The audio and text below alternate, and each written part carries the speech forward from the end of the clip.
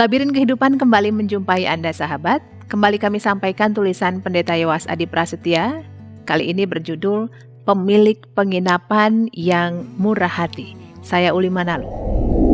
Entah sejak kapan kisah di dalam Lukas 10 ayat 25-37 dikenal dengan judul Orang Samaria yang Murah Hati. Tak ada yang keliru tentu dengan pemberian judul ini, kecuali bahwa teks Alkitab sendiri tidak pernah memberi atribut murah hati pada orang Samaria yang menolong korban perampokan yang malang yang tergeletak di jalanan sepi antara Yerusalem dan Yeriko. Yesus mungkin secara khusus memakai sosok orang Samaria ini sebagai pelakon protagonis. Sesaat sebelumnya ia dan para murid justru ditolak oleh orang-orang Samaria. Bandingkan Lukas 9 ayat 53. Sahabat, kata Yunani untuk menerima pada ayat Lukas 9 ayat 53 ini adalah dekomai, yang akan kita lihat keterkaitannya nanti. Memang sejak dulu orang Samaria dan orang Yahudi bermusuhan dengan sengit. Nah, agaknya kegeraman para murid terhadap orang-orang Samaria menjadi contoh labelisasi terhadap orang Samaria sebagai orang kafir dan jahat. Yesus lantas menjungkir balikan label atau stigma tersebut dengan berkisah tentang orang Samaria yang murah hati itu. Namun demikian, pelakon utama dalam kisah tersebut bukan hanya orang Samaria.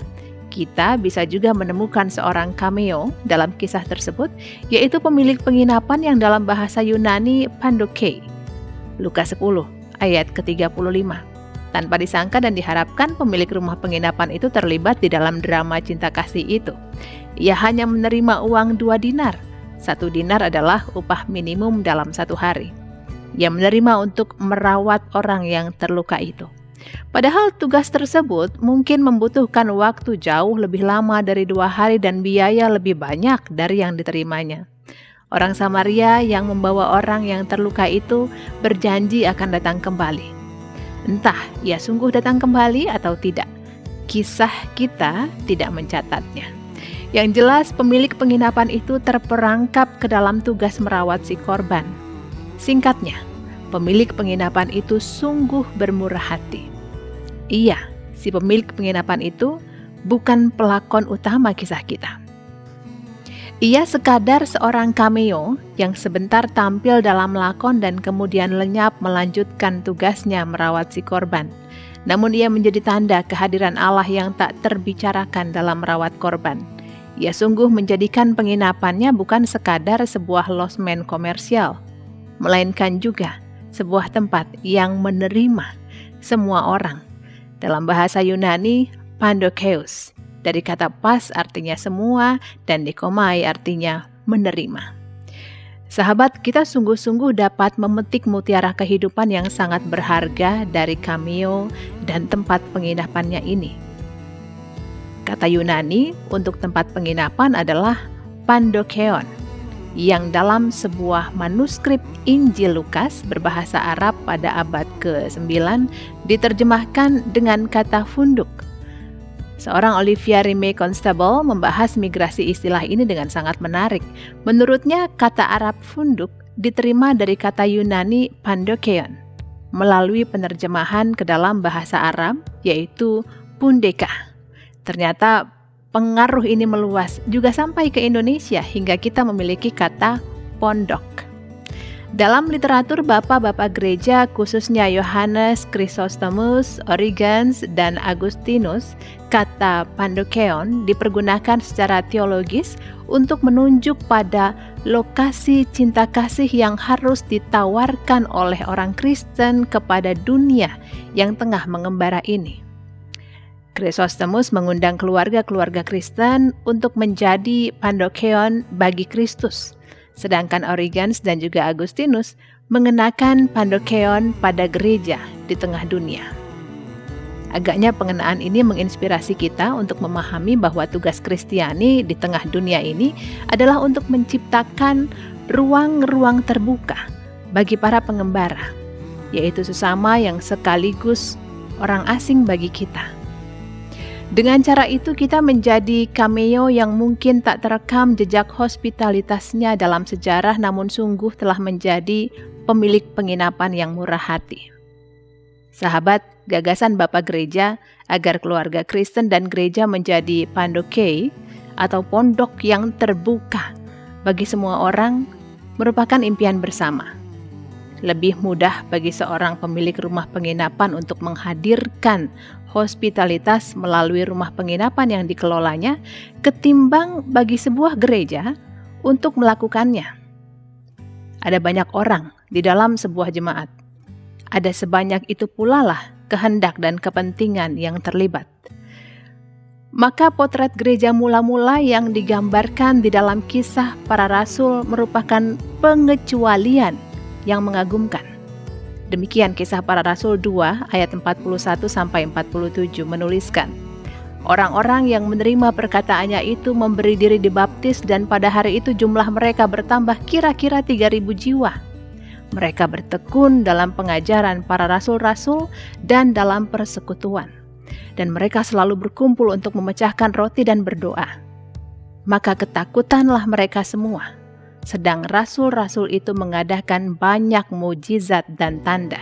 Dan semua orang yang telah menjadi percaya tetap bersatu. Dan segala kepunyaan mereka adalah kepunyaan bersama. Dan selalu ada dari mereka yang menjual harta miliknya, lalu membagi-bagikannya kepada semua orang sesuai dengan keperluan masing-masing. Dengan bertekun dan dengan sehati, mereka berkumpul tiap-tiap hari dalam bait Allah. Mereka memecahkan roti di rumah masing-masing secara bergilir dan makan bersama-sama dengan gembira dan dengan tulus hati, sambil memuji Allah. Dan mereka disukai semua orang, dan tiap-tiap hari Tuhan menambah jumlah mereka dengan orang yang diselamatkan. Sungguh sebuah jemaat yang terbuka, penuh dengan cinta kasih, dan dengan kerelaan setiap orang saling berbagi.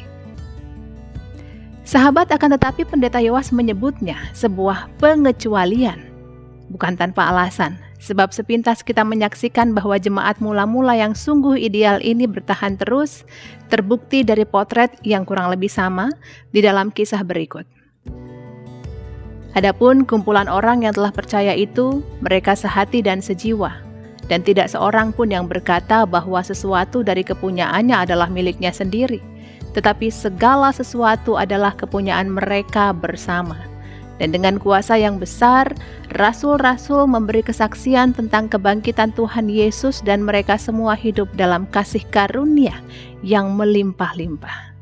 Sebab tidak ada seorang pun yang berkekurangan di antara mereka, karena semua orang yang mempunyai tanah atau rumah menjual kepunyaannya itu, dan hasil penjualan itu mereka bawa dan mereka letakkan di depan kaki rasul-rasul, lalu dibagi-bagikan kepada setiap orang sesuai dengan keperluannya. Demikian Kisah Para Rasul 4 ayat 32-35.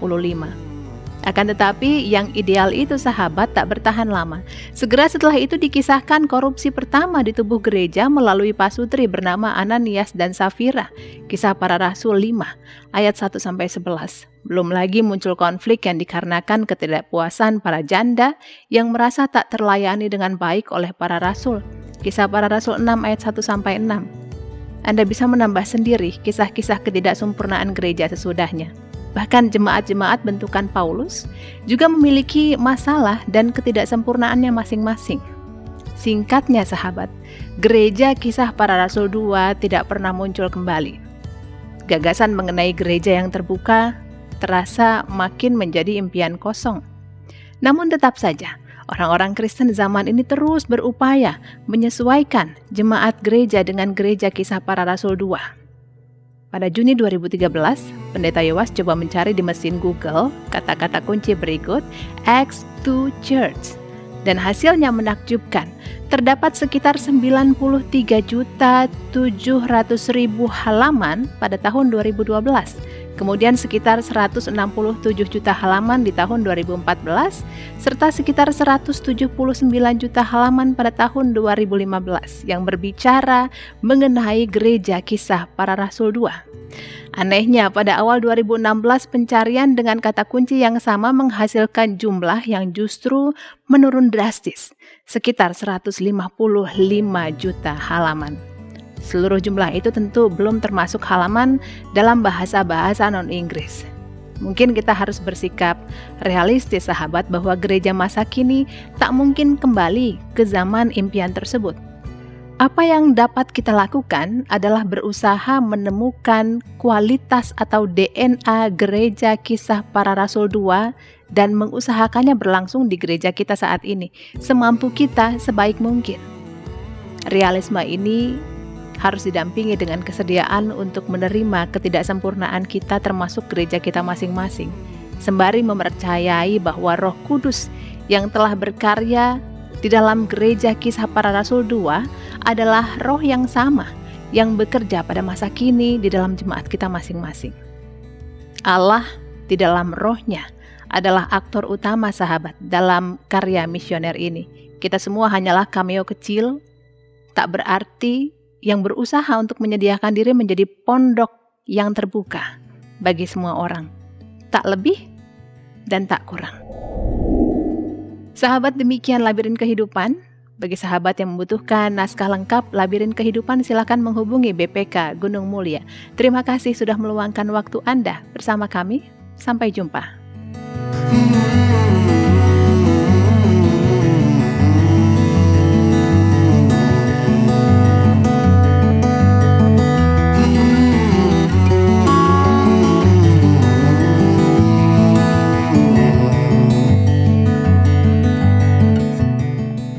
Sahabat, mari dukung pelayanan dan pekabaran Injil melalui YKB dengan membagikan link acara ini kepada sebanyak mungkin orang. Dukungan juga dapat saudara lakukan dengan mentransfer dukungan finansial ke rekening BCA ke nomor